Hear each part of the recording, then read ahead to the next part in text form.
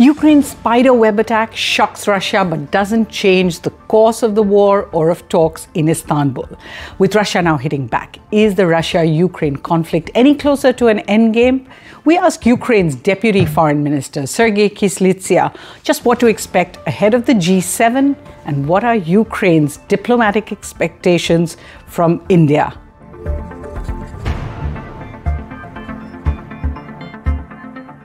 Hello and welcome to Worldview at the Hindu. I'm Suhasini Haider. I'm actually here in Oslo, Norway for a conference where Ukraine remains high on the agenda, especially for Europe. So let's just get you the latest. Russia carried out one of its deadliest such assaults on Ukrainian cities, including Kiev this week, using what Ukraine estimated was about 400 drones and 40 missiles in retaliation for Ukraine's assault on air bases this month. On June the 1st, Ukraine's President Volodymyr Zelensky had announced that they had taken out dozens of Russian strategic fighter jets in a coordinated drone attack, about 117 drones. Operation Spiderweb was carried out smuggling drones into Russia, then transporting them onto trucks near 5 air bases picked from the west and east of Russia. And from there, the drones were released by remote and carried out the assault. Бажаю здоров'я, шановні українці і українки. Щойно була доповідь голови Служби безпеки України Василя Малюка. Блискуча операція проведена. На території ворога виключно проти військових цілей, проти саме тієї техніки, яка використовувалась в ударах проти України.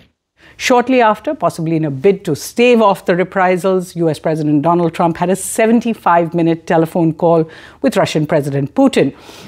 They went deep into Russia, and he actually told me, I made it very clear. He said, we have no choice but to attack based on that, and it's probably not going to be pretty. I don't like it. I said, don't do it.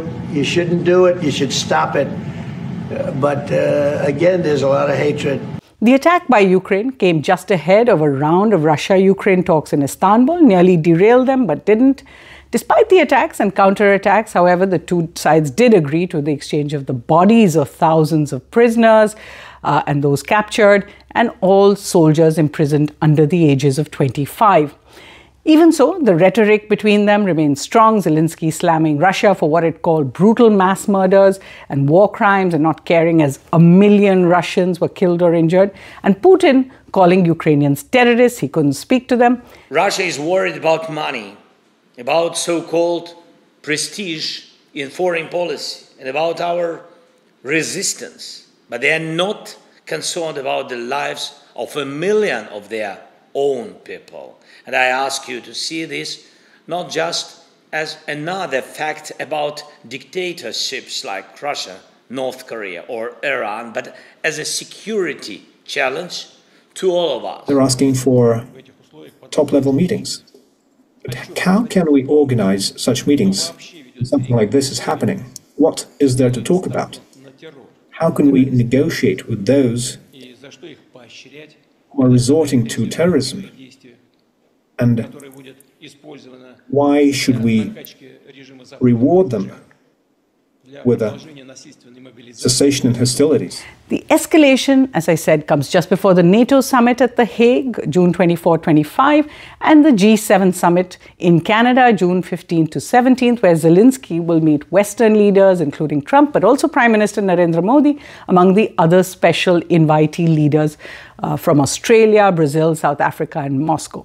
Here in Oslo, I spoke to Ukraine's Foreign Minister, Sergiy Kyslytsya, and I began by asking him if Operation Spiderweb would actually help Ukraine either geopolitically or strategically on the battlefield.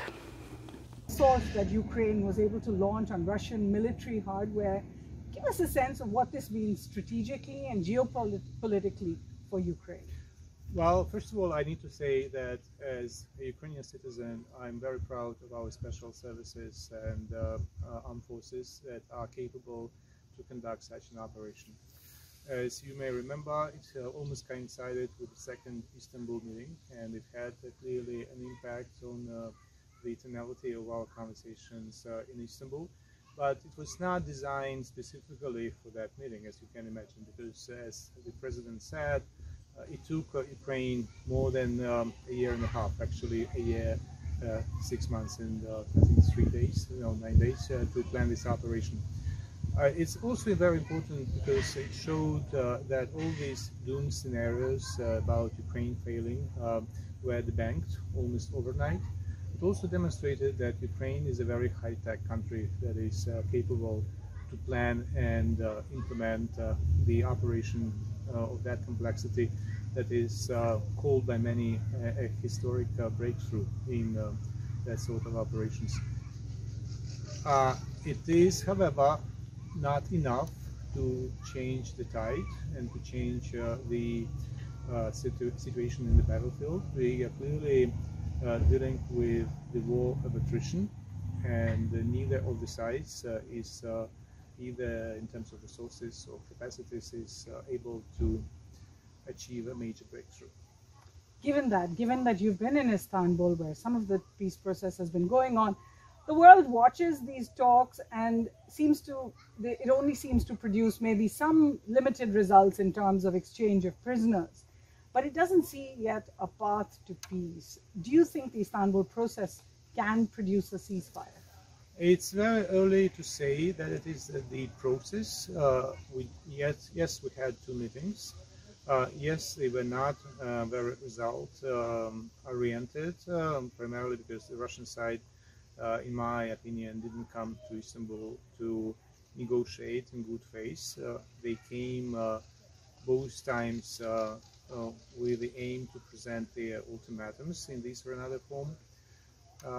But we have also to take into account that the agreements that we were able to get in Istanbul on exchange of prisoners of war. I also asked Sergiy Kyslytsya what the expectation from India is. India is clearly the largest democracy on the world's political map. That's a matter of fact. And if India wants to continue to build up its image as a democratic state, then India has only one choice, is the choice of being on the side of the international law. What about concrete things? Concrete things, first of all, I need to express our gratitude for the humanitarian assistance that comes from India, that is very valuable. Secondly, I think that we have to build up on the discussions that the leadership of the countries enjoyed during the visit. And what about a mediatory role? Does Ukraine see any kind of role for India in terms of, given Prime Minister Modi's ties with Mr. Putin, India's relationship with Russia? I think I sincerely believe that we are still at the stage where certain actors can play a role of facilitators, potentially moving to mediation and then potentially moving to moderation when this or another country or this or another actor can be a moderator if we reach the point where the parties to conflict can sit down together and discuss things constructively with the aim to find a solution rather than with the aim to present ultimatums and undoable things. But is India in a position to perhaps bring the 2 presidents together? Oh, my friend, you are Indian. It's up to me to ask you if India is in this position. You know, India has history, centuries, if not 1,000 years of very, very well developed traditions, including in the area of peaceful resolution of things. So it's up to you guys to tell me, to tell my government, if you are ready and willing. And we'll have more on the situation in Russia and Ukraine on our website, www.thehindu.com. But what is India's stand at present? This is, remember, a year after Prime Minister Modi went to Moscow and then went to Kyiv. India has more or less maintained its position. And even this week, External Affairs Minister S. Jaishankar was speaking in Brussels. He was asked questions about India's stand, and he said that neighbors must strive for direct dialogue and diplomacy to resolve their issues. We have felt from the start that even if 2 countries, 2 neighbors have differences, even very deep differences, it cannot be settled by recourse to war. Okay. Two, if war has started, you're not going to get, given the situation, you're not going to get a solution out of the battlefield. If you're not going to get a solution out of the battlefield, then the answer is to negotiate. If you are going to negotiate, it makes sense to negotiate directly rather than through very convoluted signaling. Of course, the irony that he said this a month after the 4-day conflict between India and Pakistan was not lost on anyone. However, the push to balance India's position between Russia, Ukraine, and their allies over the conflict has still remained. Next week, Prime Minister Modi will meet European leaders on bilateral visits to Cyprus and Croatia on his way and back from the G7 in Kananaskis in Canada. He's going to also meet the leaders of US, UK, France, Germany, Italy, Japan, and of course Canada, as well as Zelensky. Then the next month, he's expected to go to the BRICS summit in Brazil. He will meet over there with Russian President Putin, leaders of China, South Africa, UAE, Saudi Arabia, Iran, Egypt, Ethiopia, all will be present. Later this year, he is due to visit China for the SCO summit with Russian and Central Asian and other leaders. And in November, India will host the Quad summit in Delhi, probably with Trump, Albanese, and Ishiba. When it comes to bilateral ties, however, there is no comparison, there is no balance. India's relationship with Russia has grown far more than its relationship with Ukraine. Modi and Putin speak regularly, including after the Pahalgam attacks, where they had that long conversation.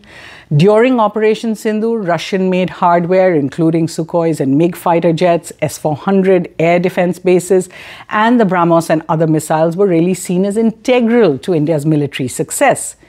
Bilateral trade between India and Russia has grown to nearly $70 billion, 7 times the levels in 2020 at the beginning in pre-pandemic, really. And trade with Ukraine remains at about $1.5 billion. India continues to import record levels of Russian oil, about 1.8 million barrels a day as of last count, despite the European sanctions and Ukraine's request not to. And India and the Eurasian Union are negotiating an FTA. The Chennai-Vladivostok corridor is opening new opportunities for trade and connectivity. So what's Worldview's take? While India continues to further its ties with the European Union for an FTA and with other allies of Ukraine, pleas from European countries have not changed the Modi government's policy towards Russia or the conflict. Post-Operation Sindoor and India's heightened security challenges from Pakistan and China, Russia becomes even more crucial for India, both in terms of military supplies and in terms of geopolitical necessities. With Trump more ambiguous on the Russia-Ukraine question, New Delhi is even less likely to feel any pressure to change this policy. That's all we have time for here on Worldview this week. Coming to you from Oslo. We'll be back with the book recommendations as well next week. But from the team here, thanks for watching.